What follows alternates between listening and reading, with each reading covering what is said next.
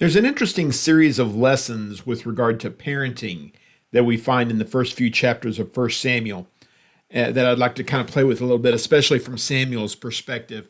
The story begins, of course, with the birth of Samuel himself and his mother, Hannah, who is committed to his welfare and to the welfare of her husband. And she is committed to turning her family towards spiritual things and making good things for herself and for her family, even if that includes giving Samuel up entirely, which is what she does, of course. The first couple of chapters of First Samuel tell that story. She entrusts him to the care of the priest and judge Eli, who himself is described in the first few chapters as a father and a father figure, not only for Samuel, but also for his own children.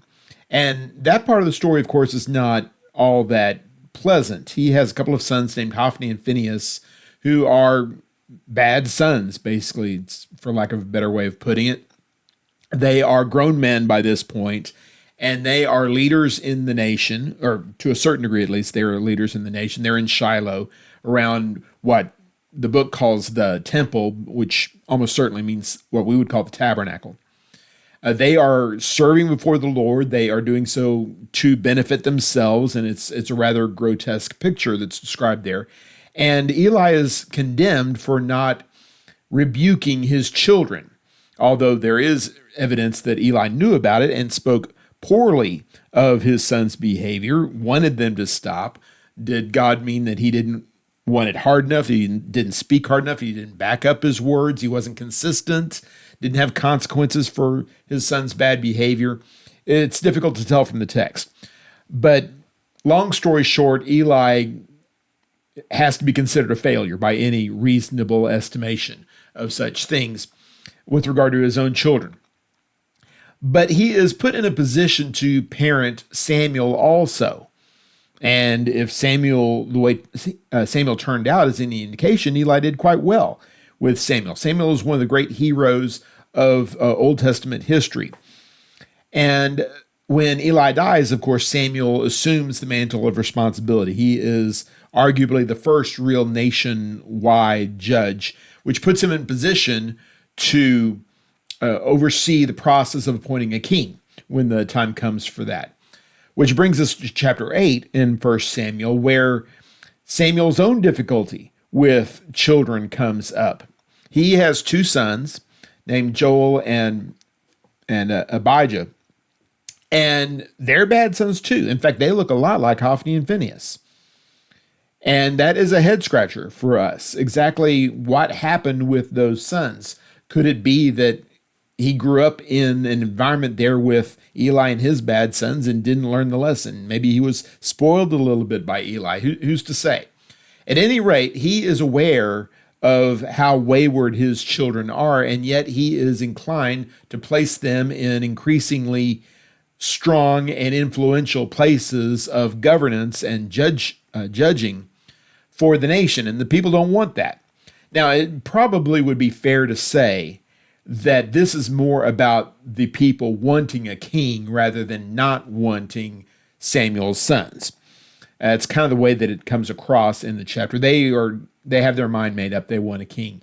And Samuel goes along with that unwillingly. He knows that this is not God's plan, but God speaks to him and says, that's all right. I'll accomplish my purposes this way instead. They have not rejected you. They've rejected me. This is not a value judgment against Samuel and his own work, although you might argue that it's a judgment on his parenting style. What I'd like to do is play with this idea of parenting, and especially spiritual parenting, as we look at the life of Samuel and look at how it is that we can take responsibility and either step up or not step up. And to a certain degree, it has to do with our own behavior, and to a certain degree, it has to do with the material that we're given. I am sure that you would agree with me on this, that parenting is not it's not like baking a cake. It's not like you put the certain ingredients in certain circumstances and boom, you get good kids. It doesn't work like that. I wish I knew more about how it worked or did not work. But bottom line is we do the best we can. And our children turn out the way they turn out. And we could all do better jobs, I'm sure, than we are doing. But hopefully, at least, we instill in them some kind of confidence, some kind of motivation to adopt our way of living, our lifestyle. And especially if we're talking about Christian parents, the lifestyle of a Christian, to mold in them the willingness and the eagerness to serve God in their life, because ultimately, as Ecclesiastes 12:13 tells us, that is the whole duty of man. That's what we're all about, what we ought to be all about at least. And so we should be doing what we can as parents and as grandparents and as prospective parents even, to put ourselves in position where we can be the parents that we ought to be. And again, I said that I was going to broaden the idea a little bit. I want to look at spiritual parenting really more than literal parenting. Samuel has 2 children, and obviously he serves as a spiritual leader for those 2 children. And when we look at Joel and Abijah, we are reminded that faith is not an inherited characteristic. There is certainly an environmental factor involved. Children who are reared by godly parents, you'd figure, all things being equal, are more likely to be godly. But it doesn't always work that way. The famous memory verse from Ephesians 6, verse 4, that fathers are not supposed to provoke their children to wrath, but to bring them up in, and I memorized it from the Old King James, the nurture and the admonition of the Lord. And you can look at that as the positive and the negative, if you like. The nurture, the sustaining, the building up, the positive aspect of parenting, along with the discipline, the admonition. That's a negative kind of thing. Both are necessary. You need the iron fist and you need the velvet glove. And good parenting is knowing when to use the one and when to use the other. But when we are judging our own parenting style, and especially as we're judging the parenting style of others and the results of those parenting styles, it's very easy to jump to the conclusion that parents must have done something extra special right or something wrong, depending on how the results turned out.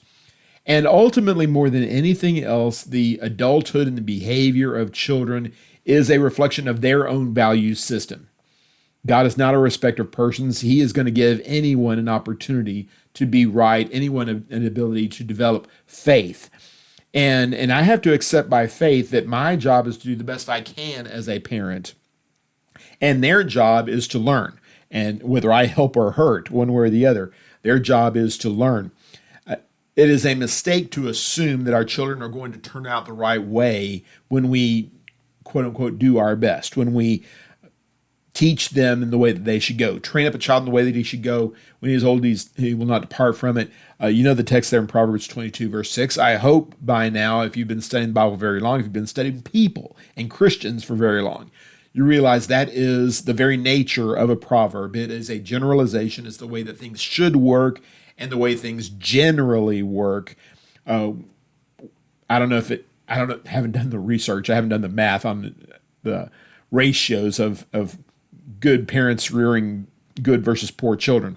I don't know how you'd go about doing that. But anyway, the point is that this is our job to train up the child, and then we set them in position where they can likely succeed. That's what we do. But ultimately, it's going to be up to the child. And we have all known of knuckleheaded children that came out of the best parenting that you can imagine. Parents that reared children side by side, and one of them turned a good one turned out bad. In the same way, you could find a child that grew up in a horrible environment and found the Lord and was eager to serve the Lord despite his upbringing. That happens. So let's not take too much for granted with regard to this. And I especially emphasize this with regard to parents who are in the church and who just kind of assume that because their child grows up in a moral environment or even a spiritual environment, because mom and dad don't do drugs and don't rob banks, etc., they go to church every once in a while, that means that their child's going to turn out okay. Or even going so far as to say the child was baptized. The child has gone through the Bible class system. The child has accepted Jesus and put him on in baptism. That's a great sign, obviously. But that is not by any means any kind of guarantee of a future of faith. Don't take any of these kind of things for granted. Joel and Abijah are exhibits 1 and 1a with regard to children who had every reason to succeed and yet somehow did not. But moving on from that, I look at the appointment of a king that follows in actually the next couple of generations. as Samuel oversees these things. Samuel is looking for the proper son, the one who would in fact be worthy of the mantle that he's trying to lay down. He was wanting to appoint his sons to be judges. The people knew that the sons were not worthy, and you got to figure that Samuel, in his heart of hearts, he knows that they're not worthy too. So he goes out and finds Saul. And Saul is a fine, strapping young man, full of potential, and in the early stages at least, full of eagerness. It looks like we've got a winner. And this is a real theme in the early chapters of 1 Samuel. It's going to come up again with David, spoiling the next point a little bit. Saul would seem to be, at least on a surface level, on a shallow level, set up for success. He's head and shoulders above the rest of the people. But that's not the way that character works. And God is always looking for a person of character, not someone who will look good on a billboard, not someone who makes a nice speech, but someone who is his kind of person, a man after his own heart. Later on, we're going to find, again, more of the David story ahead of time. We'll get to David in a second. In 1 Peter chapter 3, we have one of the best descriptions that I could find with regard to this kind of thing. And I know it's a specific context. I know it's talking about wives, and especially wives of husbands that aren't necessarily good men. But the text says there in chapter 3, in verse number 1, in the same way you wives submit to yourselves, 1 Peter 3, verse 1, you wives submit yourselves to your own husbands, so that even if some disobey the word, some of the husbands that is, they may be won over without a word by the way their wives live when they observe your pure, reverent lives. Don't let your beauty consist of outward things like elaborate hairstyles and wearing gold jewelry, but rather what is inside the heart, the imperishable quality of a gentle and quiet spirit, which is of great worth in God's eyes, in God's sight. That is what's truly valuable. What the inner person of the heart. Some versions render it more closely along those lines. Who you are on the inside. We're not suggesting your behavior doesn't matter, because your behavior does matter. But as Jesus points out in his ministry, the behavior that you see on the outside is a reflection of what's going on the inside. And although someone may seem to be checking a lot of boxes with regard to spiritual behavior or any other kind of approved behavior, judging someone's character is not always that easy. In the long term, though, in the long run, like with marriage or like with any other kind of relationship, the important thing is to develop your character so that you can have a long-term connection to important things, and especially, of course, to spiritual things. It's not convenient to judge people like that. It's not easy to judge people like that. We're going to make a lot of mistakes. It very well could be that someone who is kind of a knothead, kind of a troublemaker as a young person is good on the inside. You know, mom and dad are always going to say he's a good boy on the inside. Well, maybe he is. And maybe he's just going through a process and working through it. But on the inside, there's goodness there. If you will emphasize that, if you will feed that, if you teach your children to, what it is to be a good person, what it is to be a godly person, what it is to put God first, then you're setting them up for success. And that's a good thing. What we don't want to do is simply observe. We don't want to prioritize the values that you can see on the surface. Those things may be important as far as that goes. We're not suggesting, and the point here is not that it's a sin to braid your hair, it's a sin to wear gold jewelry. It's one of those not but phrases that I'm famous for talking about all the time. We tend to emphasize external matters. Physical fitness, for instance, beauty, popularity, things of that nature. But a true wife, in this particular context, is someone who has a character on the inside. That may or may not be reflected immediately in the things that you see on the outside. What God wants is someone who is truly devoted to him on the inside.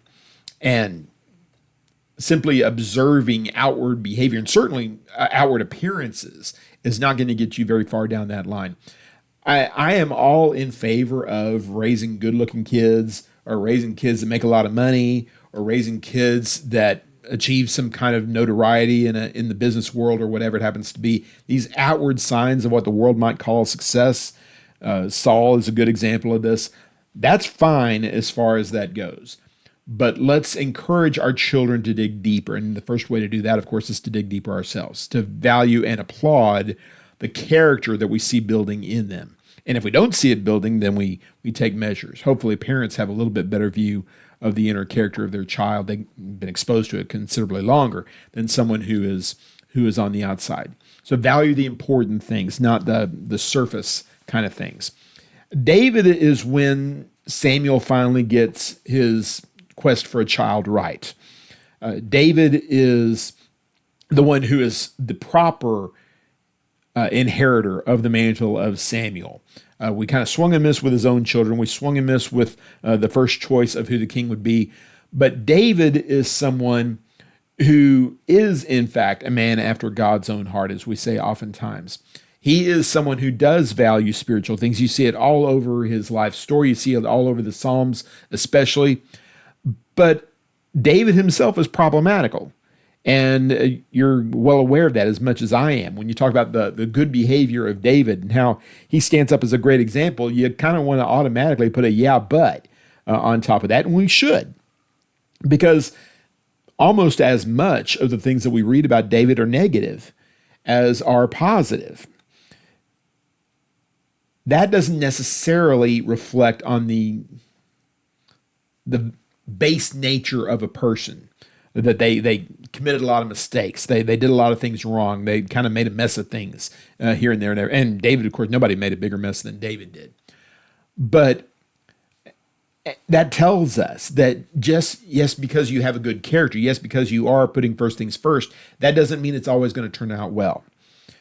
And so if you do have a good child, you don't ignore sin, you promote good behavior, you promote godliness in your child, or certainly you should. David wrestles with this his entire life. Sometimes he wins, sometimes he loses. But again, David is going to be one of the best examples, I think, in the Bible of someone who at his core is trying to do the right thing. He does not always do the right thing, though. And I don't want to dismiss the importance of sin. I never want to do that. David sinned mightily from time to time, and he suffered the consequences, and other people suffered the consequences. So let's, yes, build good character, but in that good character, let's see some positive results as well.